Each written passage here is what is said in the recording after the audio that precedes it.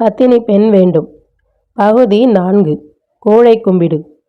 Doctor Nagasundaram இரவு 8 மணிக்கு வருவதாக தொலைபேசியில் தெரியப்படுத்தினார். பெகடெக்ஸ் இன்ஜெக்ஷன் இன்னும் மிச்சம் இருக்குல்ல என்றார். காசி என்று செந்தில் நாயகம் அழைக்க, ஐயா. செந்தில் நாயகம் திண்டில் சாய்ந்தபடி தமது கடிதத்தாளை கிழித்தார்.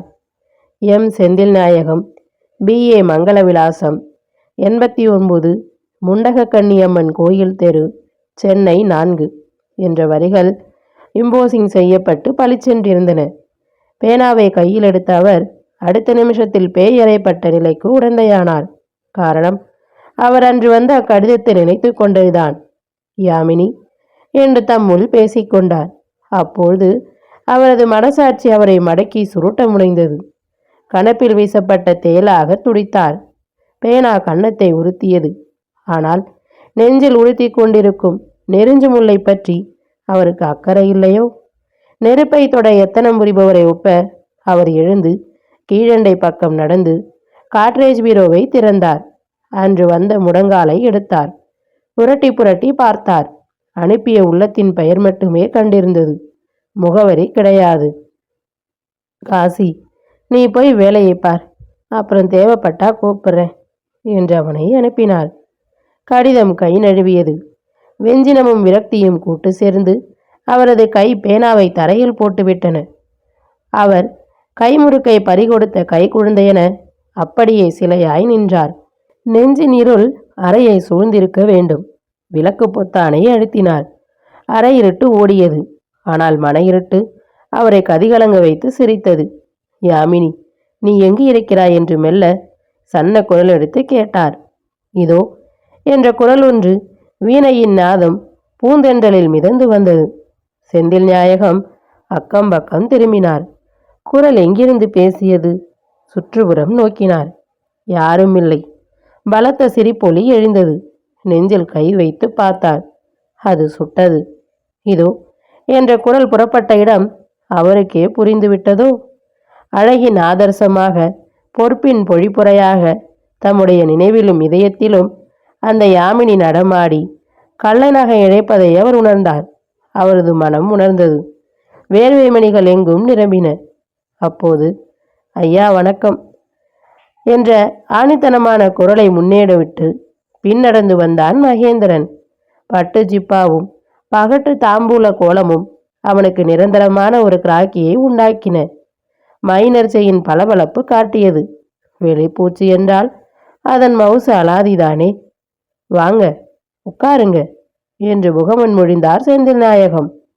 கூழை கும்பிடு போட்ட வண்ணம் அசட்டு சிரிப்பு சிரித்தவாறு மகேந்திரன் அமர்ந்தான். செந்தில் நாயகம் இருப்பு கொள்ளாமல் தவித்தார். இம்மாதிரி தருணங்களிலே அவருக்கு சிகரெட் டப்பாதான் கை கொடுக்கும். சிகரெட் மணத்தது. உங்களுக்கு என்று செந்தில் நாயகம் கேட்க, இப்ப வேண்டாமுங்க என்றான் மகேந்திரன். இருவரும் ஒருவரை ஒருவர் ஆழமாக பார்வையிட்டு புன்னகை செய்து கொண்டனர். ஏதோ ஒரு நடப்பை சுட்டுவது போலவும் அவ்விவரத்தை ஞாபகமூட்டுவதாகவும் மேற்படி புன்னகை இருந்தது.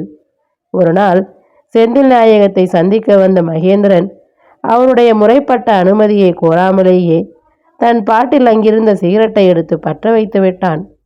கோபம் பற்றி வந்தது செந்தில் நாயகத்துக்கு. உங்களை போலுள்ள ஆளுகளுக்கு கொஞ்சம் இடம் கொடுத்தா போதும், தலையில் உட்காந்துருவீங்க. எதுக்கும் ஒரு அளவு வேணும். என்கிட்ட நீங்க அட்வான்டேஜ் எடுத்து நினைச்சிங்கன்னா நீங்க இங்கே வரக்கூடாது என்று எரிந்து விழுந்தார். கண்களில் ரத்தம் தெரித்தது. மகேந்திரன் பாவம் வெளவெளத்து போய் இருக்கை நின்று எழுந்து நின்றான். ஐயா, இந்த ஏழையை மன்னிச்சிடுங்க. நீங்க ரொம்ப கோபக்காரன்னு உங்களை அறியறதுக்கு முந்தையே நான் கேள்விப்பட்டேனுங்க.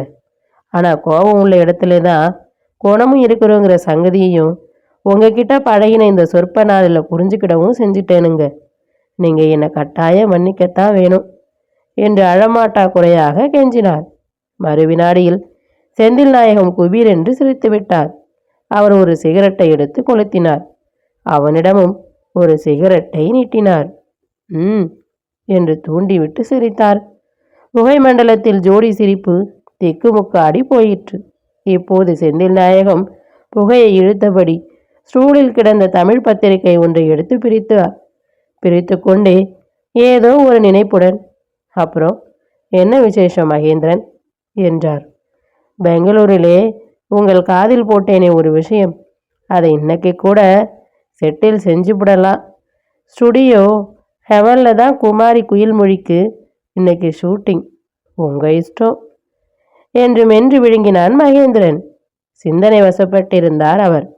அதே போக்கில் எல்லாம் உங்க தயவுதான் என்று வெகு சுதாரிப்புடன் பதில் கொடுத்து அவன் உச்சியில் ஐஸ் வைத்த செந்தில் நாயகம் புது தெம்புடன் எழுந்து ட்ரெஸ் செய்து கொள்ள ஆயத்தப்பட்டார். அது சமயம் டெலிஃபோன் மணி ஒலி எழுப்பி அதே சடுதியில் இணைப்பு துண்டிக்கப்பட்டு அடங்கிய விவரத்தை உணர்ந்து கொள்ளும் நிலையில் செந்தில் நாயகம் இருக்கவில்லை போலும். தமிழ்நாட்டுக்கும் ஒரு ஹாலிவுட் உண்டு. அங்கேதான் ஸ்டூடி கமாண்டர் திருவிளக்குகளின் வெளிச்சத்தை மிதித்தவாறு பவானி வந்து கொண்டிருந்தது. அமைதியை குலைக்கும் கட்டுக்கோப்பானதொரு எதிர்ப்பு போல அங்கங்கே கூச்சலும் கும்பலுமாக நெரிசல் பட்டது.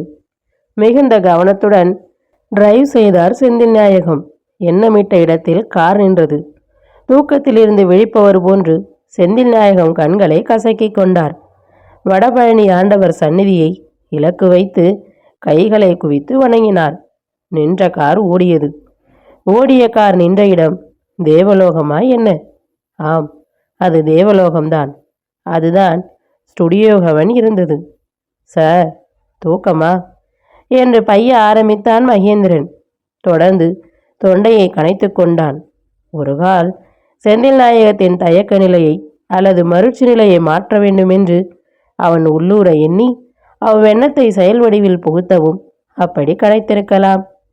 சார், என்ன ஒரு மாதிரி டல்லா இருக்கீங்க? எப்பவும் இப்படி இருந்ததில்லையே. பழசுபட்டதையெல்லாம் மறக்க வேண்டிய நேரம் நெருங்குதுங்க என்ற ஆறுதல் மொழிகளை ஒவ்வொன்றாக மாற்று பார்த்து இழைத்து தள்ளினான் அவன். வழக்கம் போலவே அவர் ஒரு அசட்டு புன்னகை இதழ்களில் புணுகுவதை தவிர வேறொன்றும் தோன்றாமல் காணப்பட்டார். தெளிவுடன் முகம் இருந்தது. மாத்திரைகள் சாமானியமாய் என்ன? மகேந்திரன் என்றவர் கூப்பிட, சொல்லுங்க சார், காப்பி ஊற்றி தரட்டா, இல்லை கூல்ட்ரிங்க் வேணுங்களா? சட்டை பையில் துருத்திய செய்தித்தாளை பற்றி அவனுக்கு ஆதங்கமில்லை. எதுவும் இப்போதைக்கு தேவையில்லை என்ற பாவனையில் வலது கையை அடையாளம் காட்டினார் அவர். ஆமா, அந்த பொண்ணோட பெயர் என்னன்னு சொன்னீங்க என்று பதட்டம் சோர்ந்த குரலில் கேட்டார். குயில்மொழின்னு பேருங்க என்று வெகு நிதானமாக விடை வந்தது. அந்த பெண்ணை உங்களுக்கு பழக்கம் உண்டா? இல்லை, இனிமேதான் உண்டாகணும். எனக்கு தெரிஞ்சவங்க துறவிலே தான் இதோட பேர் கிடைச்சது என்றான் மகேந்திரன். அப்படின்னா உங்களுக்கு இந்த குயில்மொழியை நேரடியாக பரிச்சயம் இல்லைல்ல என்றார் செந்தில் நாயகம். என்று சொல்ல செந்தில் நாயகம் மீளவும் சிந்தனைப்பட்டார். மீள முடியாத கலக்கத்தின் உடம்பு பிடி அவரை நெருங்கிவிட்டது. சார், எப்பவும் இப்படி கலங்க மாட்டீங்களே, இன்றைக்கு மட்டும் எதுக்கு இப்படி அவஸ்தை அடைகிறீங்க என்று பதமான தன்மையுடன் நாய் மாதிரி குழைந்தபடி அவரை நெருங்கினான் மகேந்திரன். அவர் முகத்தை ஊடுருவி பார்த்தான். மகேந்திரன், என் கம்பெனியில குயில்மொழின்னு ஒரு பெண் வேலை பார்க்குதே, உமக்கு தெரியுமா என்று கலவரம் நிறைந்த ஓசையில் கேட்டார். டெலிஃபோனில் ஒரு பெண்ணோட குரலை மட்டும் சில தடவை கேட்டதுண்டுங்க. வந்துங்க, குயில்மொழியும் பொது பெயர் தானுங்களே. முதலாளி சார், நான் சொல்கிற ஐட்டம் சினிமா எக்ஸ்ட்ராவாக்கும். அழுத்தமான லாவகத்துடன் அவன் தன் வாதத்தை அழுத்திவிட்டான். அப்போது செந்தில் நாயகம் எந்த உலகத்தில் இருந்தார்? பகுதி 5. பிறவி பூக்கள். ஸ்டுடியோ ஹெவன் உரிமை பூண்டிருந்த மண் அப்போது செந்தில் நாயகத்தை விழுங்கி ஏப்பமிட துடித்தது போல பயங்கரமான சூழலை உருவாக்கி காட்டிவிட்டது. அவர் கண்ணாடியை துடைத்து கொண்டு ஏறிட்டு நிமிர்ந்து நோக்கினார். மகேந்திரன் தன்னுடைய சாகசம் நிறைந்த விழிகளை தாழ்த்தி கொண்டான். சரி, நீர் உள்ளே போய் கச்சிதமான விவரம் விசாரித்து கொண்டு வாரும். பிறகு ஆக வேண்டியதை கவனிக்கலாம். நான் அப்புறம் வருவேன். ஆணையின் வடிவம் எடுத்தது அவரது பேச்சு. மகேந்திரன் உள்ளே மடங்கி நடந்தான். அவன் போனால் என்னவாம்? இப்போது ஸ்ரீமான் செந்தில் அவர்களுக்கு துணையில்லாமல் போய்விட்டது. சிகரெட் பெட்டி பிரிந்தது. புகையலைகள் அவரது நெஞ்சலைகளோடு போட்டி கட்ட இயலவில்லை. 4 பக்கமும் திரும்பினார். எங்கெங்கு காணிலும் சக்தியடா என்று பாடினான் புதுமை கவிஞன். இங்கே எங்கெங்கு நோக்கினும் ஒளிமயம்.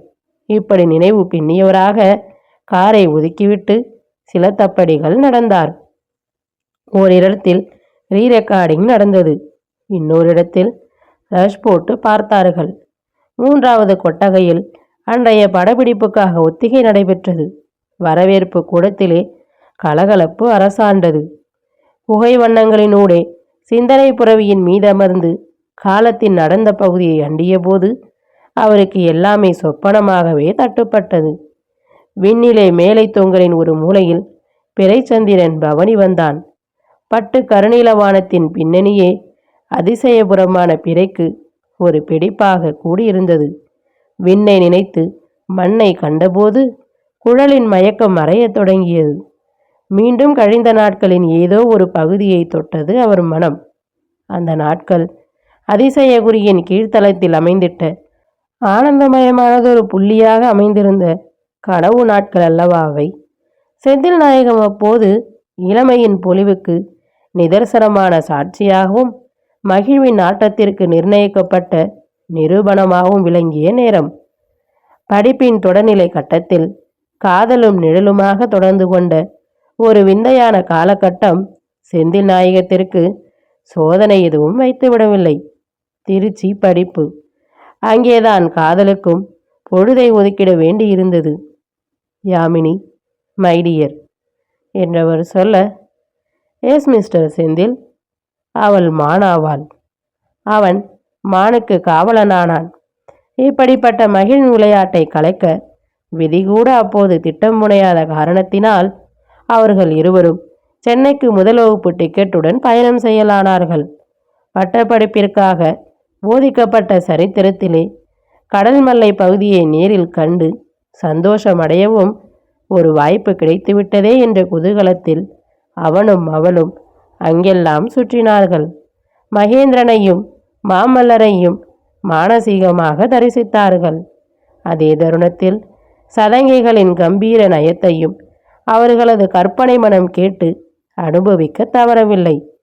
ஆழியின் தூய வெண்மணல் வெளிதனிலே இருவரும் ஒருவரை ஒருவர் அடக்கமாக்கி கொண்டு மௌனத்தை விழுங்கியவர்களாக சம்மணமிட்டு சாய்ந்திருந்தார்கள். பிறவி பூக்களின் பூரண பொலிவுடன். என்ன அப்படி பார்க்கிறீர்கள் என்றாள் அவள். என் சிவகாமியை பார்க்கக்கூடாதா நான் என்றார் செந்தில் நாயகம். சிவகாமியா? நானா என்று அவள் கேட்க, என்றார். அவள் ஏன் அப்படி பதறினாள்? நீங்கள் மாமல்லராக இருங்கள், அட்டி இல்லை. ஆனால் நான் சிவகாமியாக மாறவே வேண்டாம். பாவம், விதியின் விளையாட்டுக்கு தோழியாகிவிட்ட பேதை அவள் என்று கம்மிய குரலில் சொன்னாள் யாமினி. அவள் கல்லூரி மாணவி. யாமினி, நவநாகரிக யுகத்தின் புதுமை பெண் என்பாயே நீ.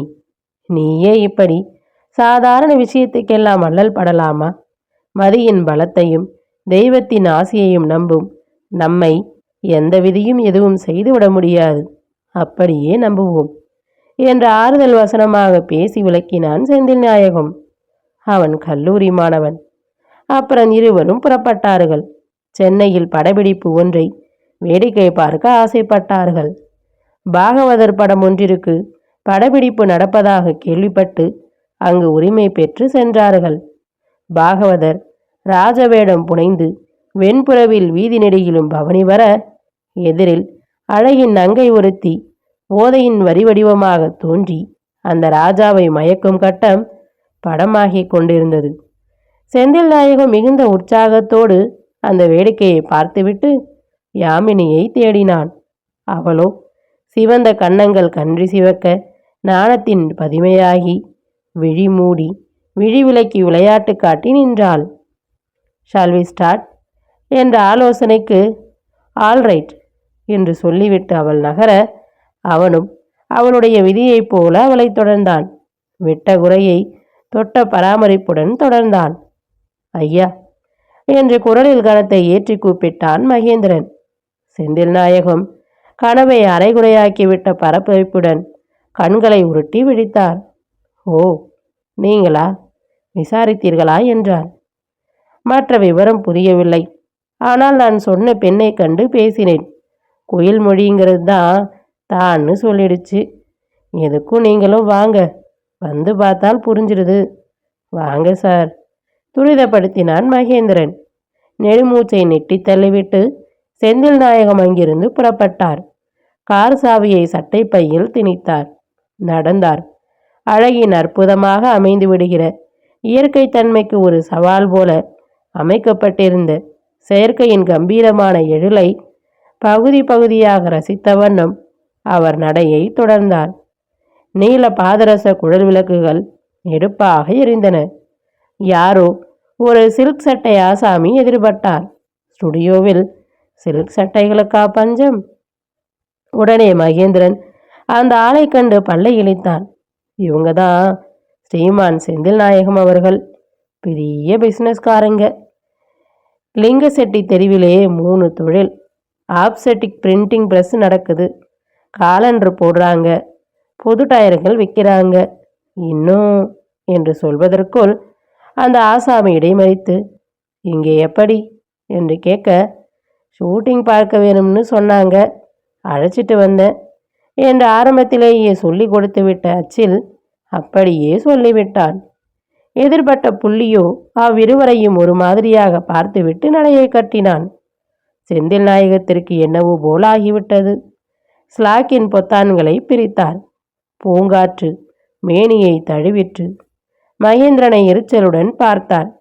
இங்கெல்லாம் என்னை இழுக்காதீங்க, என்ன கேட்கறதில்ல, கடுப்பாக சொன்னார். அவன் அசடு வழிய நின்றான் மகேந்திரன். இனமுறியா குழப்பத்தில் அல்லாடி கொண்டிருந்தார் செந்தில் நாயகம். அப்போது கை வளைகளின் இனிய ஓசையும் கார் சதைகளின் மெல்லிய நாதமும் கேட்கவே அவர் விசையுடன் திரும்பினார். இதயத்தில் மின்னல் வெட்டி பாய்ந்தது போல திகைத்து போனார். காரணம், அங்கே அப்பொழுது மின்னலின் உருக்கொண்ட மாதிரி குமாரி குயில்மொழி நின்று வணங்கி கொண்டிருந்தாள். வேஷப்பூச்சின் செந்நிறம் சரியாக களையாமல் இன்னும் சில இடங்களில் அப்பிக்கிடந்தது. அவளை கண்டதும் என் சான் உடம்பும் ஒன்றை சானாக குறுகியது. விழுங்கிய மாத்திரைகள் ஈந்த சக்தி முழுவதும் இப்போது வேலை செய்யாமல் எங்கோ உறங்கியது போலவும் தடுமாறினார். வேர்வை கொட்டியது. தேல் கொட்டியதை போல துடித்தாள். ஷூட்டிங் பார்க்க வந்தேன். இந்த ஸ்டுடியோ ஓனர் என்னோட சிநேகிதர். சரி, புறப்படலாமா என்று கூறி அவள் முகத்தை அந்த நேர்கொண்ட பார்வையை ஏறிட்டு பார்க்கவும் அஞ்சியவராக அங்கிருந்து நழுவினார். கார் சாவியை எடுத்தார். காரை இயக்கினார். மகேந்திரன் தொற்றினான். ஐயாவுக்கு மூடு சரியில்லை போல இருக்கு என்று நாசுக்காக வார்த்தைகளை குளிப்பாட்டி எடுத்தான் மகேந்திரன். குலத்தின் வழியில்தான் குணம் என்கிறது சரியான பேச்சுதான் என்றார் செந்தில் நாயகம். ஆமாங்க, அந்த பொண்ணு குயில்மொழி ரொம்ப குணம்தான் தோணுது. அதை நெருங்கி நைஸாக விசாரிச்சா கொஞ்சம் ஹாட்டாக பேசிடுச்சு. ஆனால் நீங்கள் இப்படி புறப்படுவீங்கன்னு என்றான் மகேந்திரன். ஓய், நிறுத்துமையா. இதே பெண்தான் என்னோட கம்பெனியில் டெபாசிட் செக்ஷனிலே அலுவல் பார்க்குதாக்கும் என்று சூடாக பதிலளித்தார் அவர். அப்படிங்களா? பழம் நழுவி பாடியில் விழுந்த கதையா போயிடுச்சே என்றான் மகேந்திரன். அவர் அமைதியாக இருந்தார். ஐயா, என்ன இப்படி மௌனம் சாதிக்கிறீங்க? இங்கே பாருங்க, இந்த நியூஸை படிங்க. சரி, நானே படிக்கட்டுமா என்றான் மகேந்திரன். கார் நின்றது. அவர் அந்த தாளை பறித்தார். சுடப்பட்ட இடம் சுட்டதோ? தன் கம்பெனியில் வேலை பார்த்த ஒரு கன்னி பெண்ணை ஆசை காட்டி மோசம் செய்த ஒரு முதலாளியின் மிருகச் செயல் அங்கே கண்டிருந்தது. அவ்வளவுதான். சீ, அற்ப மிருகமே, இனிமேல் நீ என்னை தேடி வரப்படாது. மனிதாபிமானமே இல்லையா உனக்கு? கடைசியில் உன் கீழ்புத்தியை காட்டிவிட்டாயே, எனக்கே பாடம் சொல்லித் தருகிறாய். சீச்சி, ஓடும். இந்த ரூபாயை எடுத்துக்கிட்டு இறங்கி ஓடு என்று சொல்லி ஒரு 100 ரூபாய் நோட்டை எடுத்து அவன் முகத்தில் அடித்து வீசினார் செந்தில் நாயகம். அவரது கைகள் பரபரத்தன. மகேந்திரை 4 அறை அறைய வேண்டும் என்று துடித்தார். மறுகணம் நிலைமையை ஊகித்து உணர்ந்தார். வெளிச்சத்தில் வந்து நின்று சிகரெட்டை பற்ற வைத்தார். பணத்தை பொறுக்கிக் கொண்ட மகேந்திரன் அடிபட்ட சாரை பாம்பாய் சரையல் என்று விரைந்து மறைந்தான். கார் ஓட தலைப்பட்டது. தலை தெறிக்க ஓடியது. வழியில் ஆண்டவன் சந்நிதி தெரிந்தது. பிறவி பூக்கள் மலர்ந்து குவிந்திருந்தன. அப்பனே, இரத்த திமிரினால் நான் செய்த அந்த ஒரு தவற்றை எண்ணி எண்ணி இந்த 20 வருஷங்களாக நரக வேதனை அனுபவித்துக் கொண்டிருக்கிறேனே, அந்த பாவம் ஒன்றே என் ஜென்மம் பூராவுக்கு போதும். நல்ல வேளை, இன்று என்னை காப்பாற்றினாய் அப்பனே என்று செந்தில் நாயகத்தின் உள்மனம் விம்மி புலமிக் கொண்டிருந்தது. பகுதி 6. நான் உன் வினை. கபாலீஸ்வரர் ஆலயத்திற்கு சென்று வழிபட்டு திரும்பி பாலும் பழமும் சாப்பிட்டு கட்டிலில் உறக்கம் கொள்ள அமர்ந்து சாய்ந்தபோது செந்தில் நாயகத்துக்கு ஒரு முறை வாய்விட்டு கதறி எழுதி புலம்ப வேண்டும் போல் இருந்தது. ஆகவே அந்த பெரிய அறையை நாதாங்கியிட்டு அடைத்து கொண்டார். நெஞ்சை அடைத்து விட்டிருந்த துன்பத்தின் சுமை முழுவதையும் கண்களுக்கு கொண்டு வந்திருக்க வேண்டும். கண்ணீர் ஆறாக பெருகியது. துன்பம் கரைந்ததா? இல்லை, மனம்தான் கரைந்ததா? எது கரைந்ததோ என்னவோ, அவரது மனபாரம் மட்டும் கரைந்து குறைந்ததாக தெரியவில்லை. தெய்வமே, நான் என்ன செய்வேன் என்று ஓங்கி ஓலமிட்டார். அப்பொழுது பயம் செறிந்த சிரிப்பொலி அறையின் 4 பக்க சுவர்களையும் அடைந்து எதிரொலித்தது. யார் சிரித்தது என்றார். நீ செய்த பாவம்தான் என்று மனசாட்சி சொல்லியது. உன் விதி நான் என்று சொல்ல, நான் உன் வினை குரல்கள் எக்காலமிட்டு முழங்கின. முருகா, அப்பனே, ஈசனே என்று மண்டையில் அடித்துக்கொண்டு விடாமல் கதறி எழுதார். மறுகணம் மயக்கமடைந்து தரையில் சுருண்டு விழுந்தார். நெற்றி பொட்டில் ரத்தம் கசிந்தது.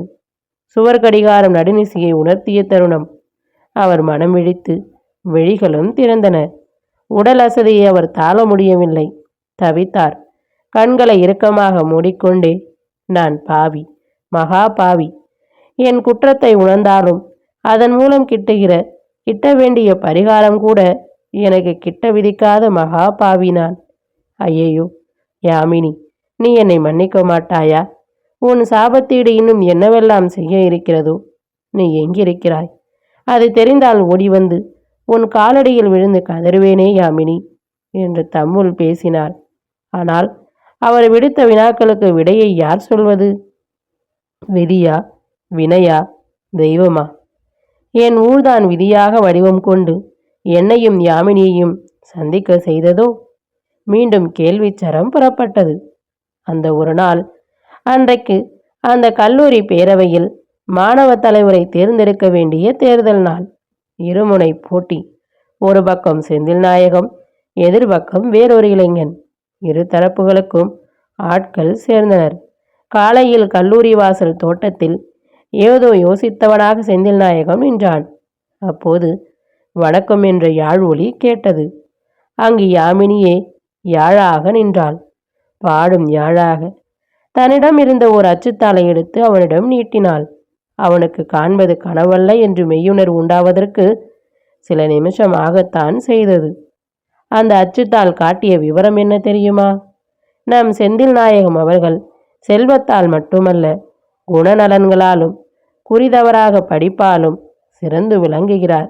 ஆகவே நம் கல்லூரி பேரவையின் தமிழ் பிரிவு தலைமை பகுதிக்கு இவரை விட சிறந்த நபர் கிடைப்பது துர்லாபம். வாய்ந்த சந்தர்ப்பத்தை நழுவ விடாமல் நம் வகுப்பு சகோதரர்களும் சகோதரிகளும் திரு எம் செந்தில் நாயகத்துக்கே உங்கள் மேலான வாக்குகளை போட்டு ஆதரிக்குமாறு கேட்டுக்கொள்கிறேன். இப்படிக்கு யாமினி. உணர்ச்சி வசப்பட்ட செந்தில் நாயகம் மிகுந்த அன்பு பாராட்டி நன்றி தெரிவித்தார் யாமினிக்கு. என்பால் உங்களுக்கு இருக்கக்கூடிய இந்த நல்லெண்ணத்துக்கு நான் என்ன கைமாறு செய்ய போகிறேனோ, எல்லாம் ஆண்டவன் சித்தம். என் மீது இருக்கும் உங்களது மாசு மறுவற்ற அன்பை காட்டி காப்பதில் நான் எப்போதும் கவனமுடன் இருப்பேன் என்றான் அவன். யாமினி உழைத்தாள். அவள் உழைப்பு செந்தில் நாயகத்துக்கு வெற்றி சொன்னது. அன்று தொட்டு இருவரும் உளம் தொட்டு பழகினார்கள். அவளுக்கு உறையூர் தான் பிறப்பிடம். அவனோ தஞ்சாவூர்காரன். அவன் செல்வ செழிப்பில் மலையாகி நின்றான். அவளோ ஒரு பள்ளி வாத்தியாரின் ஒரே பெண். மகளை பட்டத்துடன் பார்க்க விழைந்தது தந்தையின் மனம். இருவரும் ஒருவரை ஒருவர் நேசிக்க தலைப்பட்டனர். அன்பில் உள்ளம் தொட்டு பழகிய பழக்கம் நேசத்தில் கொணர்ந்து நிறுத்தியது. இயல்பான பரிணாம வளர்ச்சி கொண்ட மனம் அதன் இயல்பை காட்டியது. ஷேக்ஸ்பியரின் நாடக காதல் ஜோடிகளின் பெயர்களை இவர்களுக்கு இட்டு மறைமுகமாக அழைத்து மறைமுகமாக மகிழ்வு எய்தினர் நண்பர்கள். இவற்றை பற்றி துளியும் சட்டை செய்யவில்லை செந்தில் நாயகம் யாமினியினை. அவன் சந்தோஷத்தின் எல்லையில் நின்றான். ஆனால் யாமினி எப்போதாவது மனமருகி நிற்பாள். அவர் பணக்கார பிள்ளையாயிற்றே, நாளைக்கு தன்னளவில் ஒரு பெரிய இடத்து பெண் கிட்டினால் என்னை மறந்துவிடலாம் அல்லவா என்று பயமுற்றாள். அப்போது அவளது எழிலார் வதனம் கருத்து சிரிக்கும். அவன் அவளை அண்டி விவரம் கேட்பான். எதை சொல்வாள் அவள்? சிரித்து மழுப்பி விடுவாள். அப்போதெல்லாம் தலைவிதியை காணும் தலைவனின் மனநிலையை படம் பிடித்து காட்டிய தமிழ்மறையின் வரிகளை நல்ல குரலில் பாடி காட்டுவாள் அவள். நல்ல முறையில் அமைதியான புன்னகை பூங்கொத்துகளை அவன் முன் சமர்ப்பித்துவிட்டு, நான் தெய்வ மகள் அல்ல, மயிலும் அல்ல, ஒரு மானுட பெண். ஆம், நான் உங்களுடைய யாமினி. அது என் வாழ்வு, கனவு. அதுவே என் நல்விதியும் கூட. ஆண்டவன் நம்மை ஆசீர்வதிப்பார், இது உறுதி என்று வியாக்கானம் செய்து நகைப்பாள் அவள். ஆனால் அவளது பொன்மலர் சிரிப்பே விதியின் சிரிப்பாகி விடுவென்று அவன் நினைத்தானா? இல்லை, இல்லவே இல்லை. வழிந்தோடிய சுடுநீர் திளைகள் அவருடைய விரல்களை சுட்டன. விரல்களை இந்த கையை தீயிட்டு பொசுக்கத்தான் வேண்டும். ஆம், பொசுக்கத்தான் வேண்டும். அப்படி பொசுக்கிவிட்டால் மட்டும் தீய்ந்து பொசுங்கிய அந்த பேதையின் வாழ்வு மலர்ந்து விடுமா? கிறுக்கு கொண்டார் போன்று அவர் கைகள் இரண்டையும் கபால ஓட்டில் அடித்து கொண்டார். சோற்று கையை தரையில் பழம் சேர்த்து குத்தினார். அவருக்கு அயர்வு கண்டது. சிகரெட் அவரது மண்டை உடைக்கு உதவலாம். விரிந்து கிடந்த அந்த புத்தகம் அவரை கைதட்டி கூப்பிட்டது. அன்பின் ஆன்மாதான் வாழ்வு. அன்புக்கு வஞ்சிக்க தெரியாது. குற்றத்தை மறக்காமல் பழிவாங்கி மகிழ்பவன் மிருகமே ஆவான். அவன் விதி அவனை பழிவாங்கியே தீரும். எனக்காக சொல்லப்பட்ட உபதேச மொழிகளா இவை? என்னை மணப்பதாக வாக்கு கொடுத்த யாமினி என்னுடைய குணத்தில் மாசு கண்டு என்னை நிராகரித்த அந்த குற்றமே என்னுடைய விதியாக இயங்கியதன் பேரில்தான் நான் அவளுடைய விதியாகி விளையாடிவிட்டேன். அந்த பழிப்புணர்ச்சியின் பாவத்துக்காக நான் இதோ என் உடமையை உருகுலைத்து கொண்டு விட்டேனே. ஒரு குற்றம் செய்யப்போக அதன் விளைவாக நிம்மதி எழுந்தேன். 9 குற்றங்களை செய்யவும் எனக்கு நானே வினை இழைத்து கொண்டேன். ஆம், யாமினிதான் விதியா? இல்லை, அவள்தான் வினையா? எப்படியோ நான் இத்தனை காலமும் நரக வேதனையை அனுபவித்து விட்டேன். அவள் தெய்வமா? இல்லாவிட்டால் என் மனைவி மங்களம் இத்தனை காலம் சும்மா இருந்து இப்போது கரித்தரித்து அம்மகிழ்வின் நிலை நீடிப்பதற்குள் அவளுக்கு கருச்சிதைவு ஏற்பட்டிருக்க முடியுமா? இனியும் என் பாவத்துக்கு கழுவாய் தேடிக்கொள்ளாமல் இருந்தால் அப்புறம் நான் என் மங்களத்தை இழந்து விட வேண்டியதான். அப்பால் என்னை நானே இழந்து விடவும் வேண்டியதுதான். சிகரெட்டின் இறுதி முனையில் இருந்த நெருப்பின் ஜுவாலை அவரை பயமுறுத்தியது. அதை வீசினார். பீரோவை நாடினார். அவசரமாக அன்று வந்த யாமினியின் தபால் கவரை எடுத்து புரட்டினார். தபால் தலை மீது குத்தப்பட்டிருந்த தபால் ஆபீஸ் முத்திரையை உன்னிப்பு சேர்த்து பார்த்தார். கீழ்ப்பாக்கம் என்ற பெயர் இழுபறியாக தெரிந்தது. இதை வைத்துக்கொண்டு யாமினியை எப்படி தேடுவதாம்? முருகா! திடீரென்று அவருக்கு குமட்டல் கிளம்பியது. அவர் கண் வளரத் தொடங்க அப்புறம் 40 நிமிஷங்கள் வரை தேவைப்பட்டன.